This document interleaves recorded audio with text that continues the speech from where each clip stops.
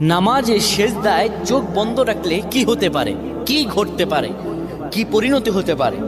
আমরা অনেকেই নামাজের সেজদায় চোখ বন্ধ রাখি। এটি আসলে আমাদের জন্য ভালো না ক্ষতি, এটি আমাদের জানতে হবে। নবী সাল্লাল্লাহু আলাইহি ওয়াসাল্লাম 532 নম্বর হাদিস সহিহ আল বুখারীতে বলেন, শোনো, তোমাদের মধ্যে কেউ যেন সেজদায় তার বাহুদয় যেন কুকুরের মতো না বিছিয়ে দেয়। অর্থাৎ এইভাবে অনেকে আমরা আছি, এইভাবে সেজদা দেই না।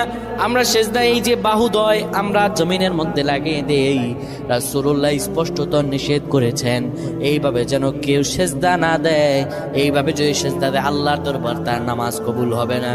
শুধু তাই নয়, রাসূলুল্লাহ সাল্লাল্লাহু আলাইহি সাল্লাম সেজদার মধ্যে গিয়ে চক্ষু বন্ধ করা ঠিক নয়। যারা চক্ষু বন্ধ করবে হয়তো মনের ভিতরে কোনো ফাহশা থাকলে সেটা দেখা যেতে পারে, কিংবা চক্ষু যদি বন্ধ করে রাখে তার এখানে কি আছে, সেজদার মধ্যে গিয়ে কি দেখতে পায় না দেখতে পায়